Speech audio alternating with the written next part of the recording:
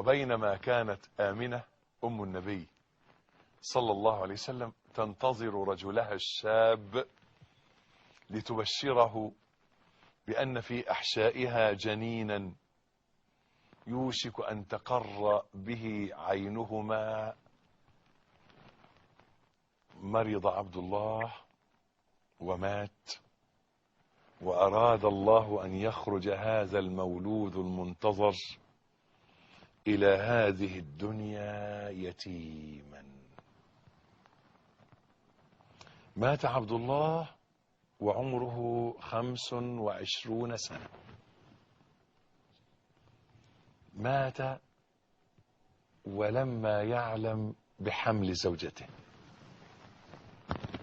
ومضت شهور الحمل طيبة، ورأت آمنة أم النبي صلى الله عليه وسلم رؤيا عجيبة. قالت: إني رأيت أنه خرج مني نور أضاء قصور الشام.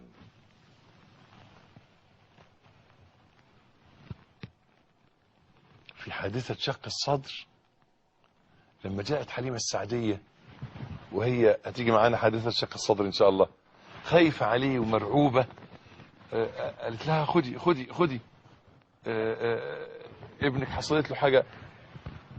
لم تهتز آمنة لهذه الحادثة ولم يرعها ما جرى. قالت لها: اطمئني، فإني رأيت حين خرج مني. قالت: أنا شفته لما ولدته، لما خرج مني، فإني رأيت لما خرج مني نورا أضاء قصور الشام. والحديث زي ما قلت لكم قبل كده في مسند الإمام أحمد 5262 وإسناده صحيح، وصححه الشيخ الألباني في السلسلة الصحيحة برقم 337.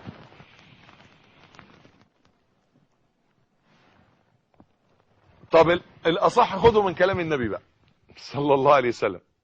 سيدك النبي قال رسول الله صلى الله عليه وسلم: أنا دعوة أبي إبراهيم وبشرى عيسى، ورأت أمي أنه يخرج منها نور أضاءت منه قصور الشام.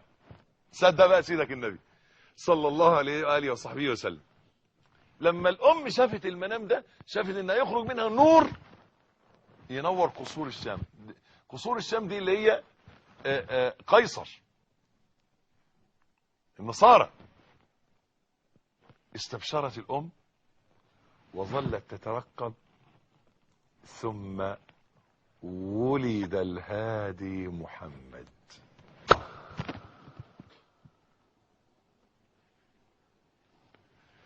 ولد النبي صلى الله عليه وسلم بمكة يوم الاثنين عام الفيل، هذا لا خلاف فيه،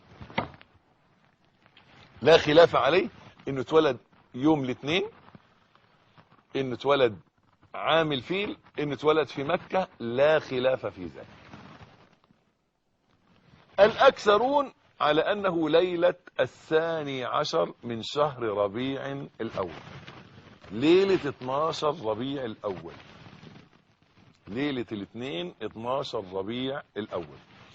الشيخ محمد رزق طرهوني أكرمه الله عز وجل له كتاب اسمه السيرة الذهبية أو صحيح السيرة النبوية، حقق المسألة وقطع فيها إن فعلا ليلة 12 ربيع أول في عام الفيل بتوافق كذا ميلادي، وإن هي دي الليلة اللي اتولد فيها النبي صلى الله عليه وآله وصحبه وسلم.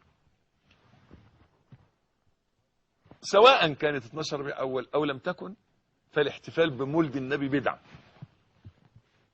إن احنا نعمل حلاوة ونشتري حصان حلاوة وعروسة حلاوة ومولد بالطبل والزمر والرقص والمزيكا ده ما عملوش النبي ولا عملوا الصحابة، ولا يسن الاحتفال. إنما السنة صيام كل يوم 2 من كل أسبوع احتفالا بمولد النبي صلى الله عليه وسلم. عشان الناس اللي بيقولوا ما بتحتفلوش بمولد النبي، لا، احنا بنحتفل بمولد النبي صلى الله عليه وسلم طول السنة، كل يوم اثنين بنحتفل بمولد النبي صلى الله عليه وآله وصحبه وسلم. الاحتفال السني اللي هو صيام يوم الاثنين. لما سئل بصوم يوم الاثنين قال يوم فيه ولدت، صلى عليه صلى الله عليه وآله وصحبه وسلم.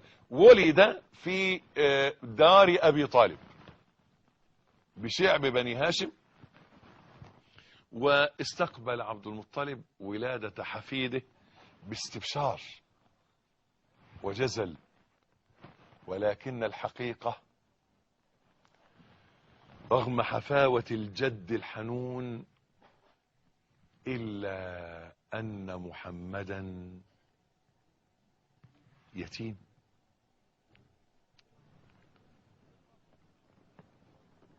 ولد محمد يتيما.